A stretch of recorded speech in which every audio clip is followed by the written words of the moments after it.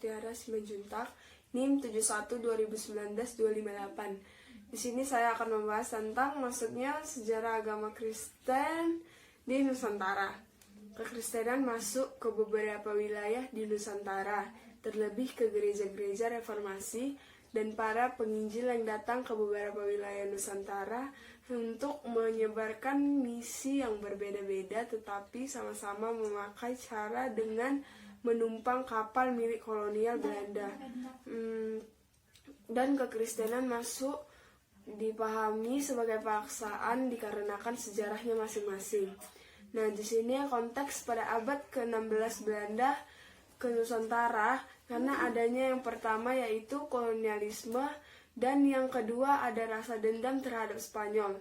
Kristen masuk karena adanya paksaan dan dijadikan hanya untuk alat dan bukan tujuan utama Kristen atas dasar politik dan ekonomi. Memaknai realitas Nusantara Barat dan Timur, kita harus belajar dari sejarah Nusantara.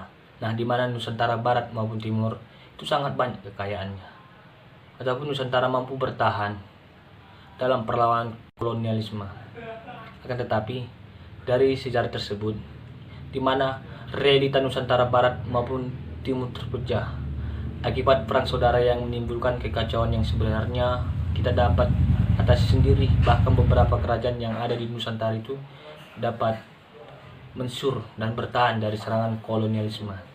Bahkan kerajaan yang ada di Nusantara segani sampai luar Nusantara. Dari sini kita dapat belajar bahwa kita sebenarnya bukan bangsa kita yang tidak tahu apapun, atau ibarat bangsa yang tidak memiliki kualitas atau kemampuan. Nah, tetapi kekurangan kita adalah kurangnya sadar untuk rasa bersatu. Dan dari peristiwa Nusantara kita dapat belajar bahwa untuk saat ini kita tidak boleh terpecah agar tetap terjaga negara kesatuan. Nah, kita harus memulai menyadari bahwa perbedaan bahasa, suku atau agama bukan suatu kejadian kecelakaan sebenarnya. Nama Doli Alvani Vanessa Simanjuntak, NIM 71 2019 250. Di sini saya akan menjawab pemaknaan reflektif teologis mengenai karya Allah dalam sejarah kemerdekaan Indonesia dan Pancasila. Di sini kita harus paham bahwa kemerdekaan ini bukanlah semata-mata sebuah hadiah atau pemberian cuma-cuma yang dikasih Tuhan buat kita. Kita harus memaknai kemerdekaan ini sebagai bentuk anugerah Tuhan yang hanya Tuhan kasih buat kita. Kita tahu bahwa negara ini banyak perbedaan dalam suku, ras, budaya, dan agama. Itu adalah salah satu ciri khas atau sebuah kekuatan yang harus kita maknai bahwa negara ini adalah patokan untuk negara lain sebagai negara yang mampu menerima dan menghidupkan perbedaan tanpa ada perselisihan ataupun peperangan. Karena Tuhan menciptakan negara ini dengan tujuan sebagai media yang dapat dicontoh bagi negara lain untuk mulai menerima perbedaan dan tidak lagi menganggap perbedaan adalah sebuah bencana. Dan bentuk dari penerimaan atas perbedaan yang ada di Indonesia terlihat jelas dari kelima butir Pancasila, yang terutama sila pertama, yang dimana kita tahu bahwa Indonesia memiliki 5 perbedaan agama atau 6 agama, tetapi kita dapat bersatu dalam kelima agama itu menjadi sebuah negara. Dan kita harus mulai memaknainya dan meneladaninya agar semua negara juga mampu menerapkan sebuah kerukunan yang tiada tara jika kita dapat mengaplikasikannya dalam kehidupan nyata. Nah, di sini saya akan menjawab nomor 4, yaitu tantangan dalam mengkontekstualisasikan gereja-gereja yang meng-Indonesia.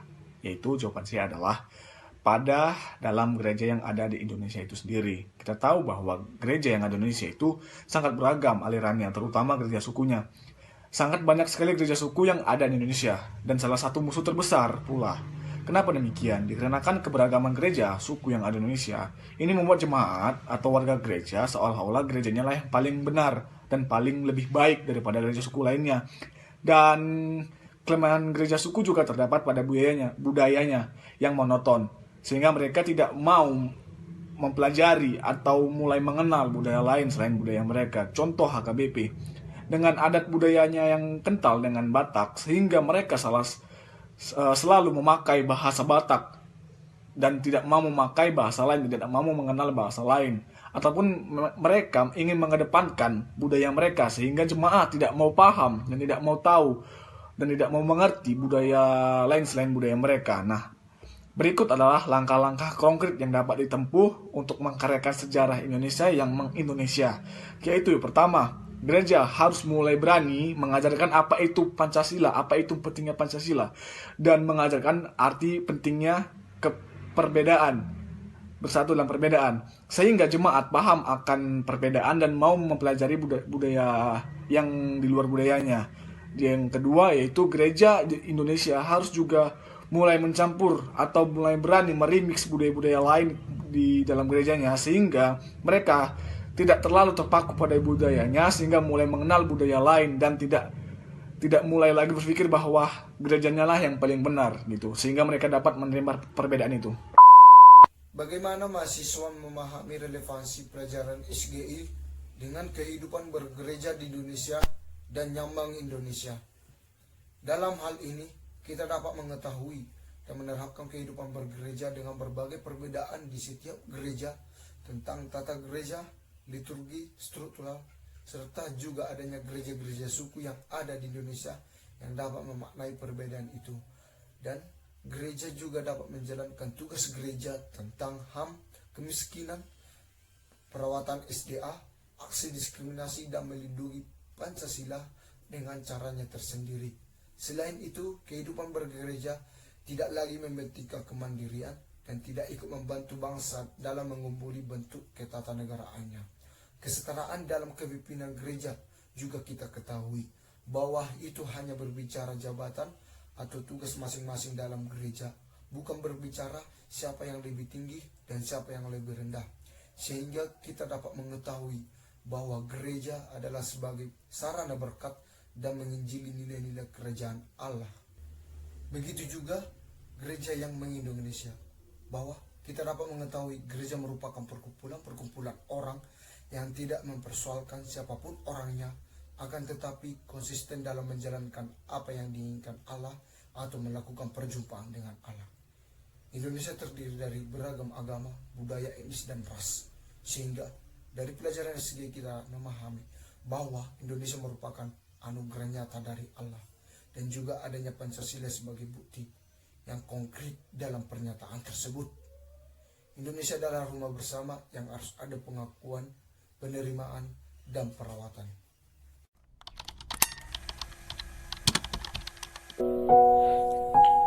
Indonesia, itulah kami. Indonesia adalah negeri yang kaya akan sumber daya alam dan juga perbedaan. Batang kayu yang dilempar di tanah ini seakan berubah menjadi sebuah makanan, karena kami hidup dan besar di negeri yang indah ini. Dan jika kalian bertanya, siapakah kami? Kami tidak dapat menjawabnya. Kami tidak tahu apa yang mencirikan atau menggambarkan kami. Kami bukan Jawa, bukan pula Papua, dan bukan juga Bali yang hanya kalian tahu. Tapi Bapak Gus Dur pernah berkata, kami adalah Indonesia yang meliputi keberagaman suku, budaya, dan agama. Kami ibarat pelangi yang setelah hujan berhenti muncul untuk menghiasi dunia ini. Karena itulah negeri kami. Banyak perjuangan, peperangan, dan juga perbedaan untuk menyatukan menjadi sebuah kesatuan yang besar. Saat ini kami tetap dan sedang berjuang segala permasalahan yang terjadi dan virus yang terkenal saat ini sudah banyak merenggut nyawa. Kami bersatu untuk dapat melawan semuanya itu.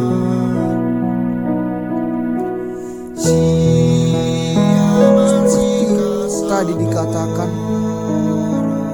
kami itu adalah pelangi. Ya, ketika hujan, yaitu menangis, maka pelangi akan muncul, yaitu kebahagiaan.